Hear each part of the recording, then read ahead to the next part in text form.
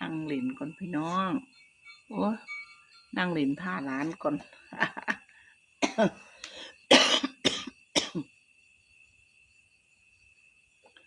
ท่าร้านก่อนจ้ะท่าร้านก่อนร้านไปอันนี้อยู่ร้านยังไปเล่นบ่ทันมาอยู่เสริมสวยก่อนจ้ะพี่น้องเพื่อนเสริมสวยก่อนเสริมสวยก่อนนะคะถ้าแปรงก่อนแปรงสลับกับเขาเอาให้ดอกเดี๋ยวนี้ถ้าแปรงผมก็เป็น2 สีเดี๋ยวสิย้อมผมอยู่เนาะจ้ะเนาะผมเป็น2 สีเสริมสวยก่อน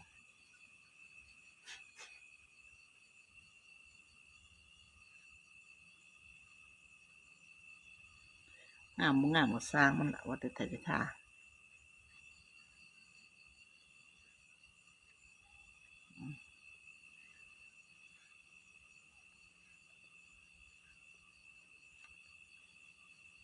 หน้าเพิ่งแปรง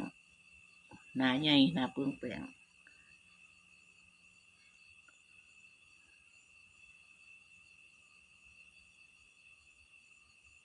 มาไปวัดมาเองได้เว้ย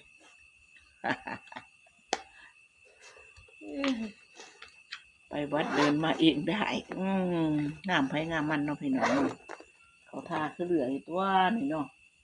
เรือก็ยังเขาทาเนาะจ้ะเนาะเรือเวลาจอดกับเขาทาถ้าเป็นเขากับเขาทาใส่แว่นก่อนจ้ะบัดนี้ใส่แว่นก่อนทักทายพี่น้องคือเก่าล่ะพ้อกันก่อนนอนเนาะจ้ะเนาะโอ้ยวันนี้กลางคืนเด้อจ้ะนี่ยามคืนนั่นตั้งปานนี้ล่ะจ้ะเพื่อนๆว่าสิเฮ็ดงานเขียนไปเขียนมาก็เมื่อยแล้วจ้ะเพื่อนๆนี่เมื่อยละได้2 คน3 คนนี่ล่ะเฮ็ดไปเรื่อยๆจ้ะเพื่อนๆเฮ็ดงานบ่ได้อยู่ซื่อๆดอก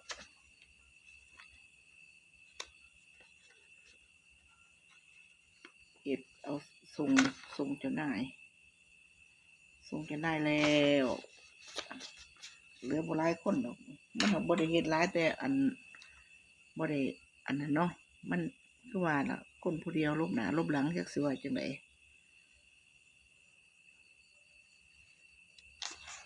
ก็ยังบ่หลายคนดอกจ้ะเพื่อนๆยังอยู่2 คนผู้นี้ก็อันนี้แน่ล่ะอยู่2 คน